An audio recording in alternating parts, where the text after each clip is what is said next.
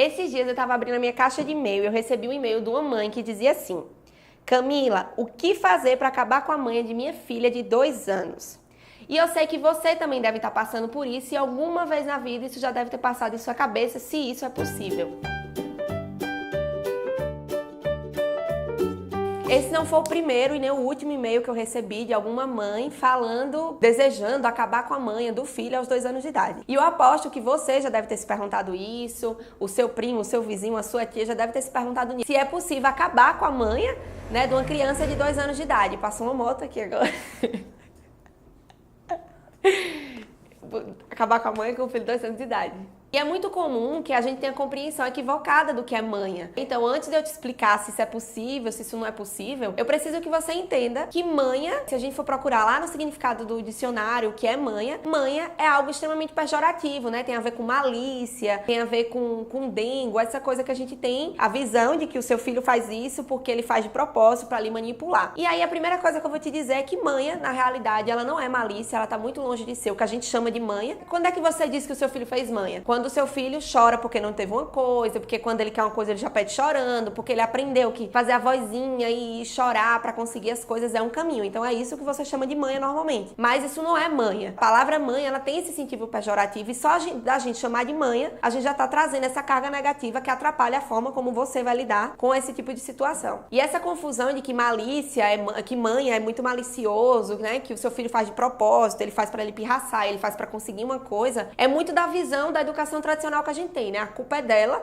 a forma como a gente foi ensinado a educar e a visão que a gente tem da infância, do que é uma criança, do que ele é capaz de fazer, faz com que você entenda que quando o seu filho faz isso, ele tá fazendo isso pra ele pirraçar, porque ele é ruim, né? Que essa manha é uma malícia, um mecanismo ruim que seu filho encontrou de conseguir as coisas com você, de lhe manipular. Mas na realidade não é isso que acontece. O que acontece é que o seu filho, ele ainda tá aprendendo a lidar com as frustrações. E como normalmente quando o seu filho chora, você vai lá resolver a situação, ele acaba aprendendo equivocadamente que ele consegue as coisas quando ele chora. Então, sem querer, a gente acaba ensinando isso. Você acabou ensinando isso ao seu filho, porque é normal que a gente se incomode com o choro, que a gente queira que aquele choro acabe, e a gente quer resolver esse tipo de situação. Então, é completamente natural que o seu filho tenha essa visão equivocada hoje, que ele consegue as coisas chorando, que ele fazendo uma manhãzinha, ele vai conseguir. Mas isso não é que ele tá fazendo isso por uma maldade ou porque ele é malicioso. Ele tá fazendo isso porque ele tá aprendendo a lidar com as frustrações ainda, e ele quer se desviar de qualquer tipo de frustração, qualquer possível não que você vai dar a ele. Então, quando o seu filho faz isso, ele não faz porque ele é ruim com você, nem porque ele é malicioso. Ele ainda tá aprendendo a lidar com as frustrações e como é difícil lidar com isso, ele vai procurar maneiras de desviar. E a maneira que ele encontra de desviar é quando ele chora, você vai lá resolver a situação. Então, ele vai acabar aprendendo que chorando ele vai lá e resolve. E aí é por isso que a educação emocional, que é o que a gente chama, é tão importante a gente fazer com os nossos filhos desde cedo. Então, assim, com a criança de 1 ano, se seu filho tem 1, 2, 3, 6 anos, é algo que você precisa apostar, principalmente se você quer acabar com a manha. Se você quer que seu filho pare de fazer manha para conseguir as coisas, porque é algo natural do desenvolvimento,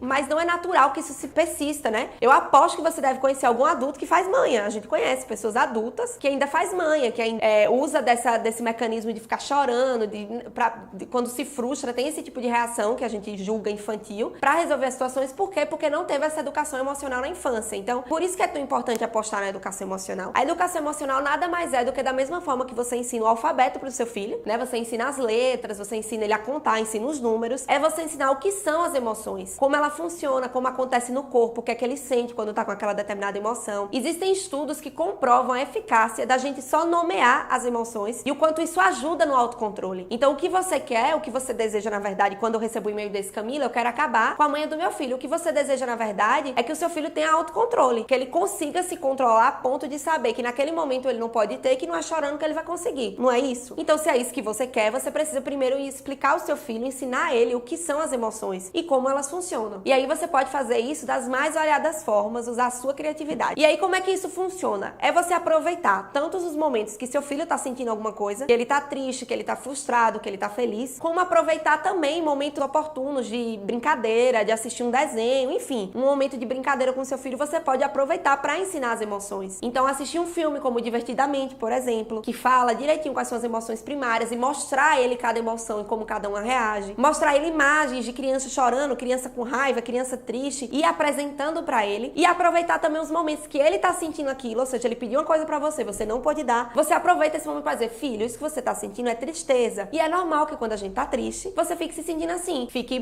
com o coraçãozinho apertado, uma vontade de chorar, uma vontade de gritar, uma vontade de se esconder, né?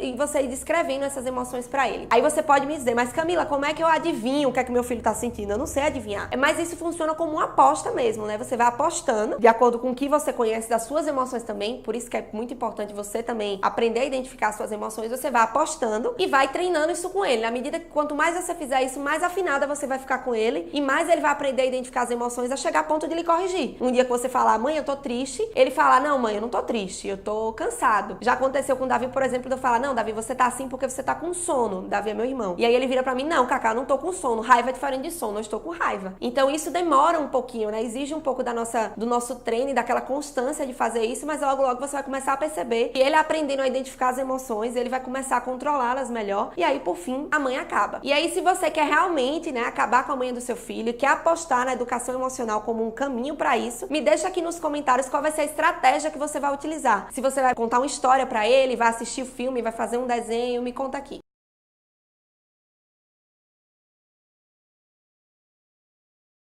Se você não fizer, o que acontece é o contrário, né? Vira um adulto descontrolado emocionalmente, que é o que a gente tem. Então, pessoas extremamente violentas, pessoas que na hora que tá com raiva reage, né? Que perde o controle, que às vezes fala, é muito comum a gente ouvir assim, eu não tava em mim, né? Eu perdi a cabeça. Então, normalmente pessoas que acessam esse sentimento, como não aprendeu a lidar com ele, não aprendeu a identificar, ele vem em forma de ação já, porque ele não passa por uma prévia de análise para saber o que é que tá sentindo, entendeu? É como a gente tem uma parte do cérebro aqui embaixo, ela manda e vai direto para ação. E a gente, depois que cresce, a gente tem essa região que faz a gente pensar sobre antes de ir para ação.